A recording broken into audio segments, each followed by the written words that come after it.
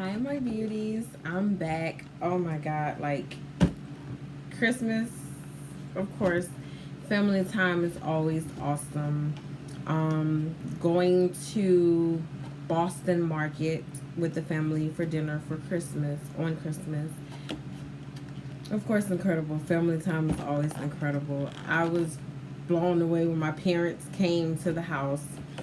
I still haven't opened my gift yet, but they brought with them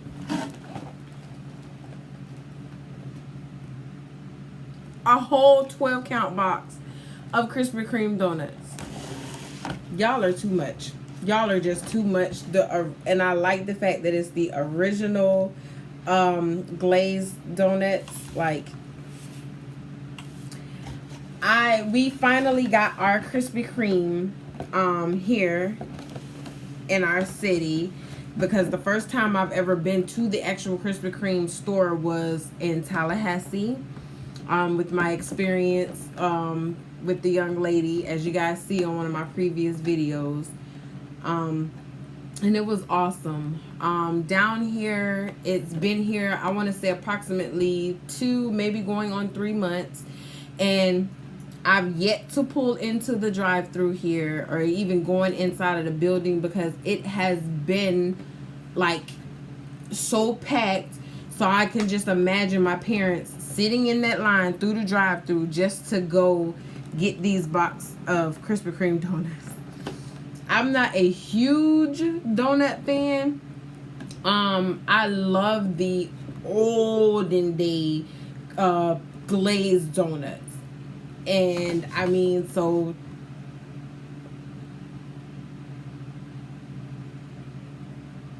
we'll see. But I just wanted to come to you guys because after I did my Christmas unboxing video, you know, in my views of my videos, well, let's eat and chat. Let's eat and chat. Let me see how this goes. Usually they say, you know, you warm up your Krispy Kreme donuts and they be so much better. But right now, I don't even feel like doing any of that. Oh my God, these things are so soft. Wow. And I think I only had like one donut when I did my Krispy Kreme video for you guys in Tallahassee. But it's falling apart. Look at this. Oh my goodness. Oh my God. So it might melt if I put it in the microwave. Wow.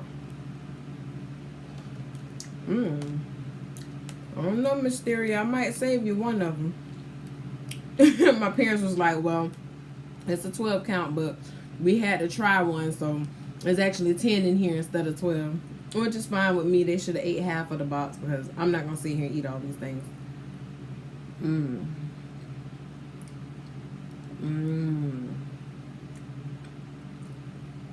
Oh, that's nice. That's nice. Got my water on the side. Nice and cold. That's good. Wow. Okay, I'm losing my train of thought now, y'all. Wow.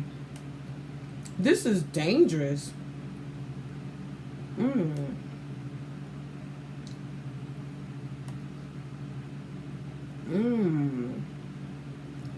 I'm trying to think, because this tastes a lot different from the Krispy Kreme place in Tallahassee. Like, this is way more moist. It's not warm, because the one I had when I was in Tallahassee was warm. It was fresh out of the grease and everything. But man, wow. Okay. Okay. Wow. It's bringing back those childhood flashback memories. You guys ever ate something and it just brought back memories, you know, especially when you're a child? Wow.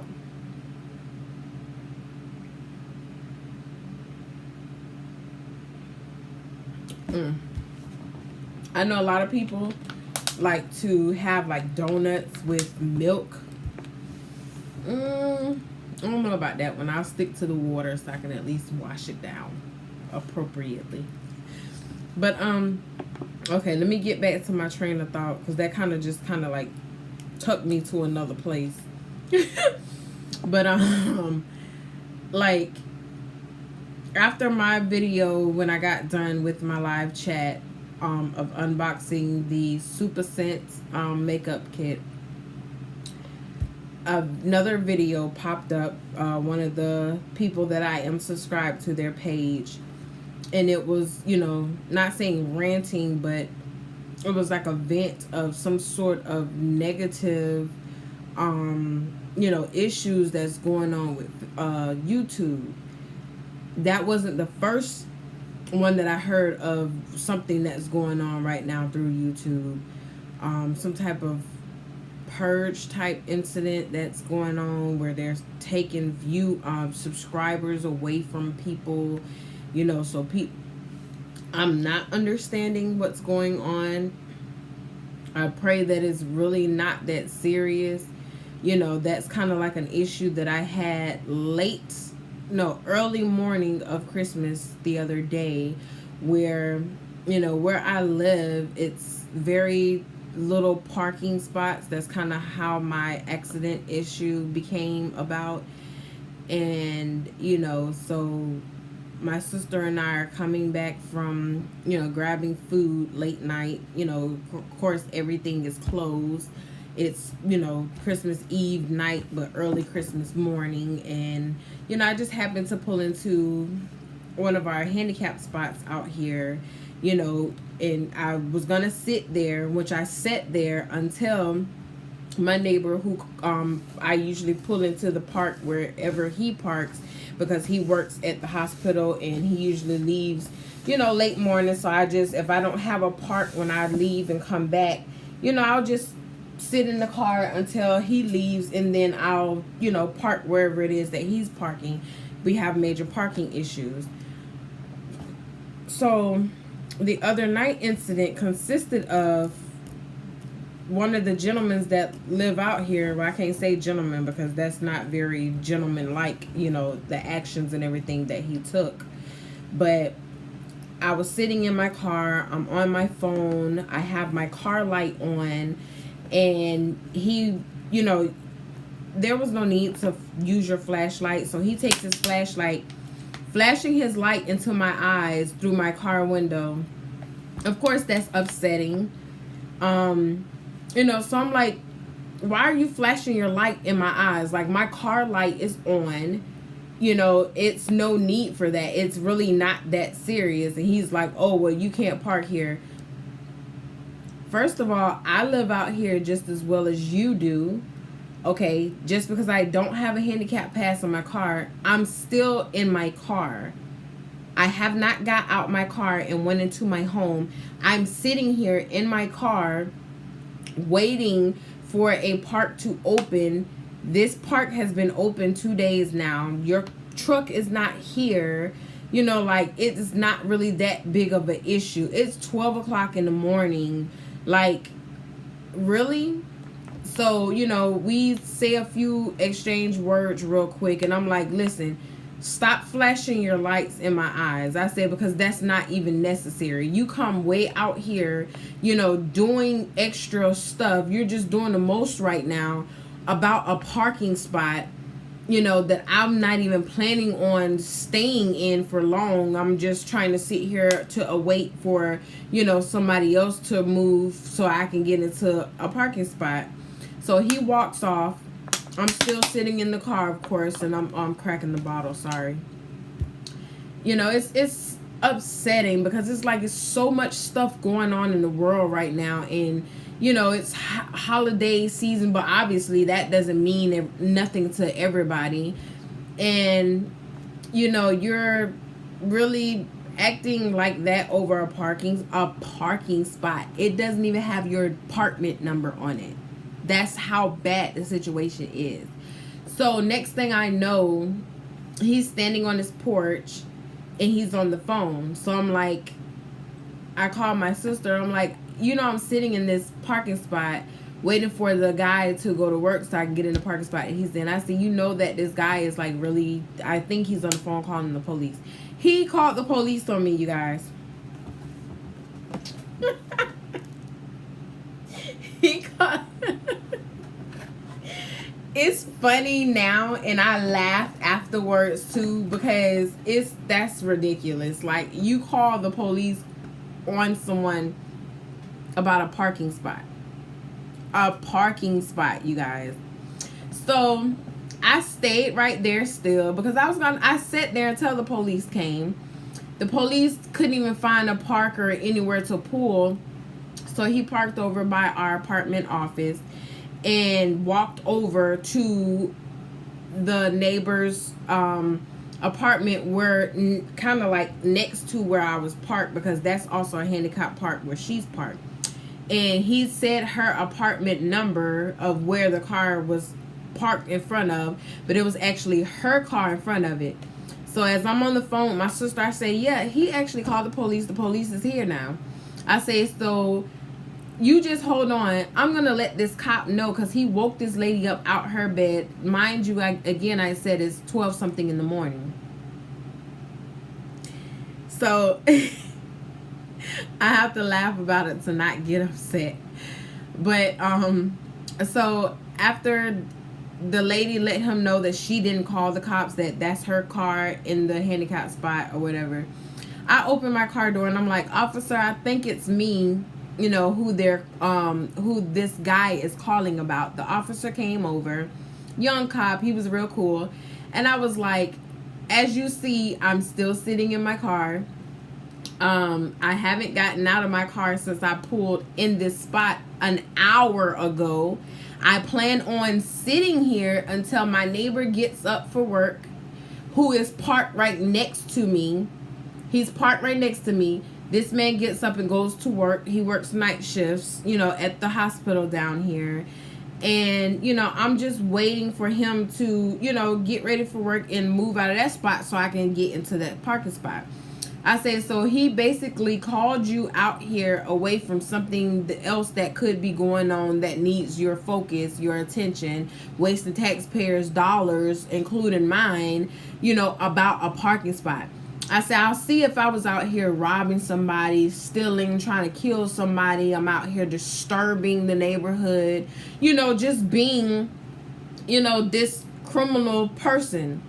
But I'm sitting in my car in a parking spot that only he parks in, and he can't park there right now because he don't have his transportation. So why are you calling this police to make a big deal? So the officer's like, well, I honestly don't see the problem, because you're still sitting in the car, and if he's not the owner of these apartments, I can't really do anything about it anyway. And the officer was like, I mean, honestly, I don't care. As long as nobody that is handicapped trying to get in this park and you're blocking them from getting in the park, and the owner, or anybody in the head department of these apartments is complaining about it, you're fine. You're still sitting in your car, So he was like, well, he just stepped outside. Let me go back here and, talk with him. Okay. I was like, wow.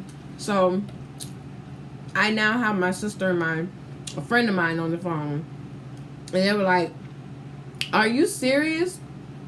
He really called the cops? Like, they really are out there about us, really out here about a parking spot. A parking spot.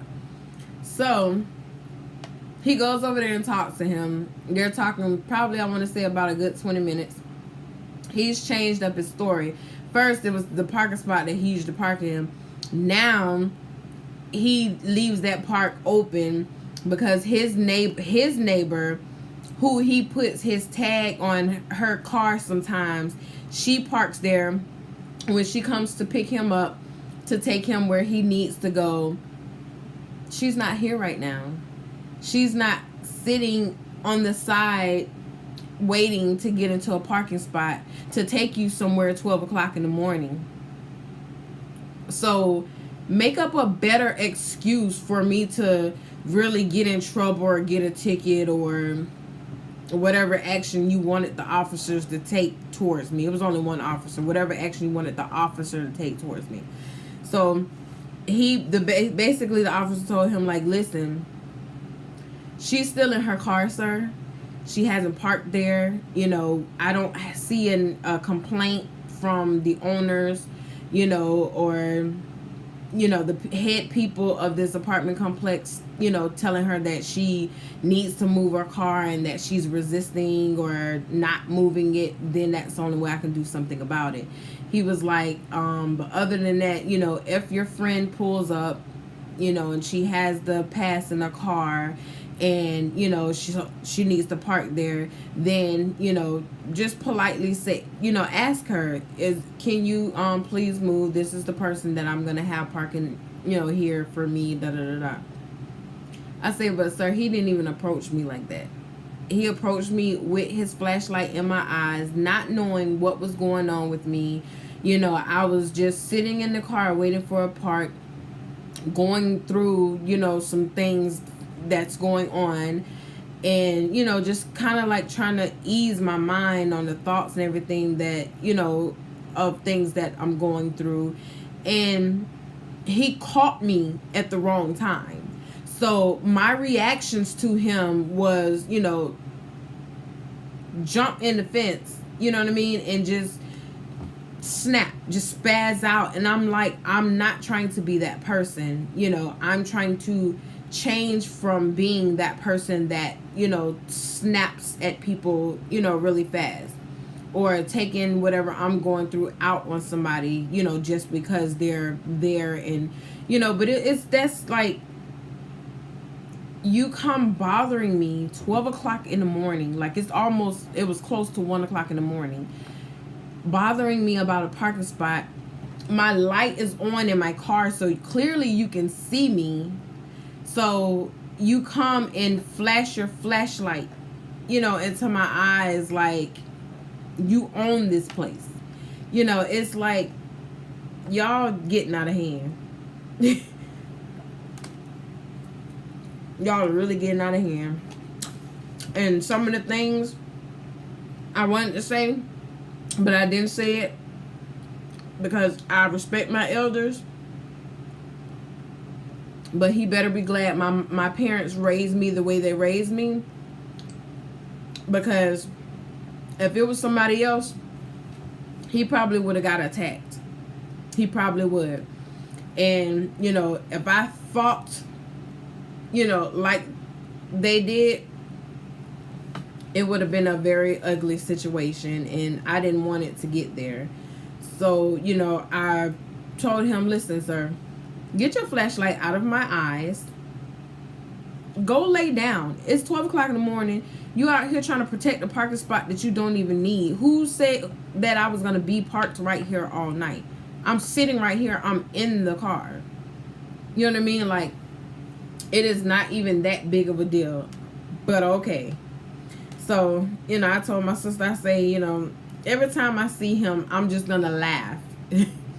I'm just going to laugh because you just made yourself look stupid. You just called these people out here to be told that I don't have to move.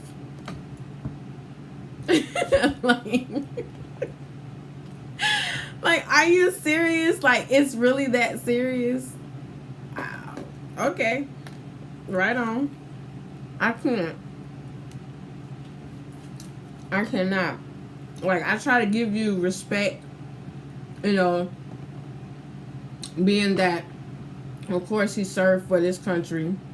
I have the utmost respect, you know, for anybody that served for this country. My dad served for this country. My stepdad served for this country. My uncle served for this country. I got a lot of family members that have sacrificed their life for this country. So I have respect for them. I have respect for elders, period. I have respect for anybody that gives me respect. But at the end of the day, you give respect to receive respect. That's what I was always taught. And that right there that he did was very unnecessary. you feel like you got the upper hand. It's different if he needed the park and he was trying to pull in and I was sitting there. I'm going to apologize and I'm going to move. You're coming out of your house complaining about a parking spot that has been empty for the last 2 days. You're making a big deal. You're making an issue about something that is not really that big, but you're making it that big. What is going on with people?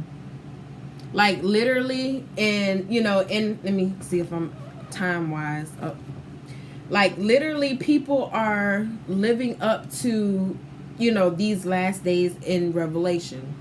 I love my Bible. I read scriptures every day. Thank you, Aunt Karen. I love you. She sent me the little scriptures that I read every day, and they help me. It's uplifting. And I read in my, my Bible that I have, Revelation. I don't know, something just pulled me to it. This was years ago. And, where it's saying in these last days, loved ones start turning against each other. Families, they bicker more than usual.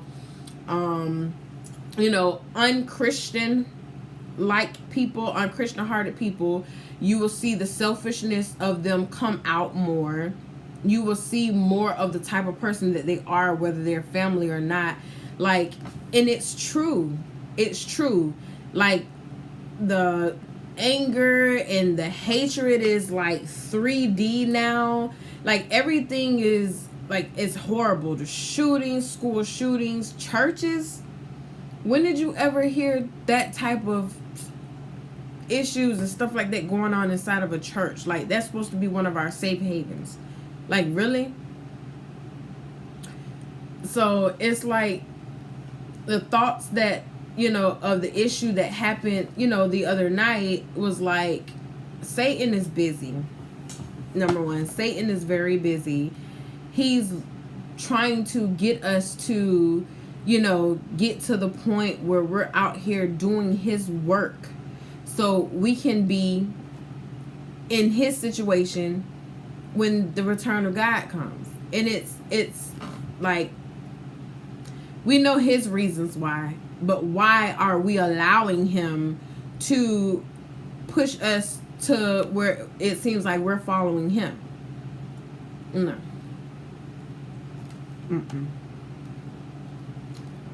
This donut is even telling me, Isha, he's not worth it.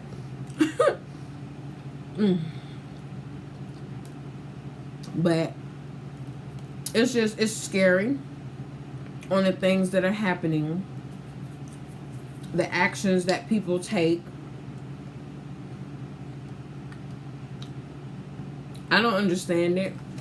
I'm not going to sit here and try to understand it. I'm just going to work on me. Learning how to control my anger, not letting it get the best of me. I am a very emotional person because I love hard. I love people. I love children. I love my life. I love God, and I appreciate everything God has blessed me with in and out of my life. And it gets me emotional, or it hurts me, even on the behavior of other human beings towards human beings. And just knowing the things that I know and seeing the things I see and hearing the things that I hear that's going on, it's sad, and it makes you emotional, and it gets you depressed, and it makes you just not even want to interact with the world because the way that the people are in this world. So I'm just, basically, we're just eating and ranting right now, but I'm just praying that people just take this message and pass it on. Let's love more instead of hate each other more. Doesn't matter of the color of the skin, because it's so many people feel like, with our president being in the seat, that it's a lot more, racism coming out, and it's showing, and it's ridiculous. We all bleed the same color. We're all gonna die pretty much the same way. Any of us can die any type of way, but none of us are gonna, go out of this world no different from the other, if we're killed or, die from natural causes or anything like that. But nobody is more special than the next person. We're just different skin colors, different nationalities. We can change our hair color, obviously. If you want to change your eye color, you can change your eye color. You can enhance your look. But still, at the end of the day, we're all still humans. We're basically all sisters and brothers through the eyes of God. So what is the problem? I don't understand that. And I try to be, most of my time, I try to be a Christian hearted person. I look out for people. I reach out to people. I'm not the type of person that tries to, make somebody tell me their personal business. If you would like to come to me, as I always say on my videos, if there's anything you want to talk to me about, I'm here. I'm not saying that because I want to know your business or I want you to just tell me everything that's going on in your life. But if you need somebody to talk to, or you need some advice, or you want to know, how to deal with a situation, and I could help you because I've been in that situation before, those are the things that I reach out and, extend to people to come, that they can come to me about. But you have people that just want to know your life and know what you're doing just so they'll be able to talk about it, to other people, or make it seem like their life is so much better than the next person. It's not. It's not. Because the judgment of us as human beings on each other is not the same judgment as God. He has the last say so. So, all of this hatred and everything that's going on is like, we need to pull together instead of falling apart. I love people because of the people that they could be and the people that some of us are, not because the color of their skin, not because their background or where they came from. If you had a past where you lived a certain life or had a certain way that you used to live life, and who am I to judge you? Who is the next person to judge you? If you lived a life that you're embarrassed about or was embarrassed about, and you trying to change that, okay, that's the person that whoever comes into your life is supposed to look at. Everybody deserves a second chance, except for sickos who wants to touch on children and rape and all this and that. Because I've been through it, I understand. No, I forgive you, but second chance on you dealing with me after that, no, that's just not something, it's second chance accepting. But as far as in, somebody, whether they was a drug dealer or they, went out trying to support their family, and, hey, who am I to judge? That's for God to do. That's not for you to do. That's not for you to do. That's not for you to do. That's God's judgment. That's his job. All we can do is pray, ask for forgiveness, and pray for that person that's doing what they're doing, because obviously they're doing it for a reason. Don't want to make excuses for anybody.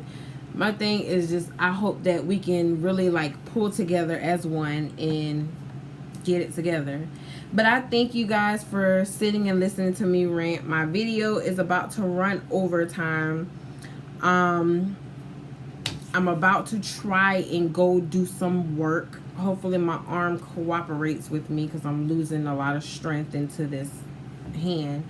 But I love you guys. I truly, from the bottom of my heart, love you guys. I appreciate you. Please like, comment, share, subscribe. Chat with me. Let me know what's up. Let me know what you think. Love you, cuties. Bye.